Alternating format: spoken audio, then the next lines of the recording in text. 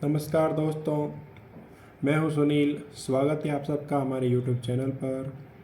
दोस्तों, आप सभी को नव वर्ष विक्रम संवत 2081 की बहुत बहुत हार्दिक शुभकामनाएं। और जैसा कि आज नव वर्ष है, हिंदू नव वर्ष, जैसा कि आप सभी जानते हैं, चैत्र माह की शुक्ल पक्ष प्रतिपदा तिथि को ये प्रारंभ होता है। इसी के दिन आज ब्रह्मा जी ने सृष्टि की रचना की थी। इसी कारण से हम यह नव वर्ष मनाते आए हैं दोस्तों। और ये नव वर्ष अपने आप में सब कुछ नयापन लाने वाला होता है। जैसे कि हर एक मौसम में परिवर्तन हो रहा है, आप देख सकते हैं अपने चारों ओर वेदर में कितना क्लाइमेट चेंज आपको देखने को मिल जाएगा। उसके अलावा पेड़ों के सारे जो पत्ते अब तक झड़ चुके हैं पतझड़ ऋतु में, अब उन पे नए पत्ते आना शुरू होंगे। लगभग हर एक चीज़ आपको नई देखने को मिलेगी। इसीलिए मुख्य रूप से यही हमारे लिए नया साल है दोस्तों। तो आशा करता हूँ आप सबका नया साल अच्छा जाए और आप सब ने इसे अच्छे से सेलिब्रेट किया हो। आने वाले 9 दिन बहुत ही विशेष होने वाले हैं दोस्तों हम सभी के लिए, क्योंकि ये जो 9 दिन का पर्व है नवरात्रि, जिसको अपन कहते हैं, हिंदू धर्म की मान्यताओं के अनुसार नवरात्रि आप सभी को अच्छे से पता है कि माता ने लगातार 9 दिन तक महिषासुर नाम के राक्षस का वध करके लगातार 9 दिनों के युद्ध के बाद में उस पर विजय प्राप्त की थी। इसलिए हम सभी उनको जय जय जय हे महिषासुर मर्दिनी भी कहते हैं। और इसी के साथ में उसके पश्चात 9 तारीख को भगवान श्री रामचंद्र का जन्म दिवस रामनवमी भी आने वाली है दोस्तों। और उसके बाद में हमारे राम भक्त हनुमान जी का भी जन्म दिवस आने वाला है।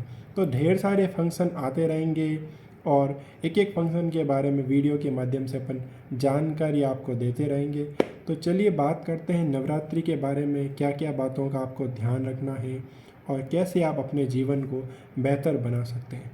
दोस्तों, नवरात्रि एक बहुत ही पावन पर्व है, जिसके अंदर अगर हम थोड़ा सा कुछ अच्छे से ध्यान रख ले, अगर उन चीज़ों को अपन मेंटेन कर ले, तो बहुत कुछ ऐसी चीज़ें हैं जिन्हें हम बहुत ही कम समय में माता के आशीर्वाद से हासिल कर सकते हैं।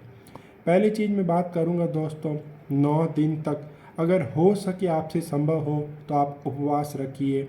कुछ लोग अखंड उपवास रखते हैं, जिसमें वो दिन में 1 या 2 बार फलाहार इत्यादि लेते हैं। फल फ्रूट वगैरह कोई ले लिया, कोई लिक्विड डाइट ले ली, खाना नहीं खाते हैं। कुछ लोग दोस्तों एक समय भोजन करते हैं। तो जैसी आपकी श्रद्धा हो, आपसे व्रत नहीं भी हो रहा है तो उसके लिए भी अलग उपाय हैं, आप वो भी कर सकते हैं। तो पहला चीज़ आपको उपवास का थोड़ा ध्यान देना, अगर आप रख सकते हैं तो बहुत अच्छी बात है। और दूसरा, 9 दिन तक हो सके तो आपको लगभग किसी भी प्रकार की बुरी चीज़ का सेवन नहीं करना है। कोई नशा, अल्कोहल, सिगरेट, इन सब से दूर रहना दोस्तों।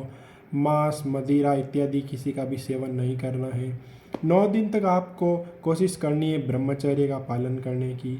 और इसके साथ में ही जो विवाहित कपल हैं, ब्रह्मचर्य का पालन करते हुए माता की पूजा अर्चना करें, जिससे उनको बहुत ही जल्दी माता के आशीर्वाद से सभी कामों में सफलता मिल सके। तीसरी मेन चीज़ अपन बात करते हैं दोस्तों, पूजा करने की विधि और पूजा करने के तरीके। तो इसमें आपको बहुत ही ध्यान रखने की ज़रूरत है दोस्तों कि माता की पूजा की विधान ज़्यादा कुछ इतना डिफ़िकल्ट नहीं है। मामूली सी चीज़ों का आप ध्यान रख के माता को प्रसन्न कर सकते हैं।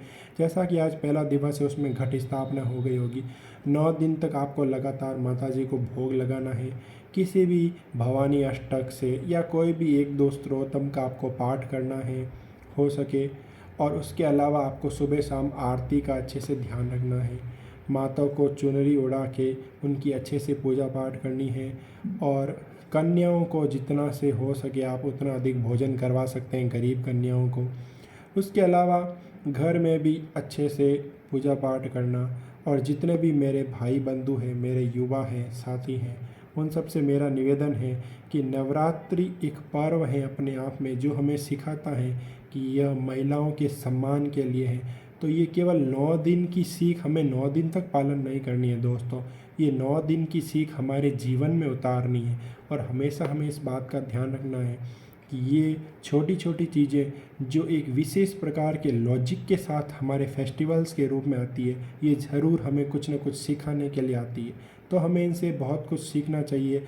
और नया साल लग रहा है तो अपने जीवन में काफ़ी कुछ संकल्प लें दोस्तों, जिसे आप जीवन में हासिल करना चाहते हैं, अपने आप को उसके योग्य बनाएं।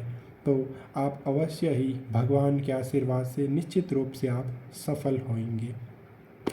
और कोई भी आपकी क्वारीज हो तो आप मुझे बेशक पूछ सकते हैं या ईमेल कर सकते हैं। आज की वीडियो में बस इतना ही।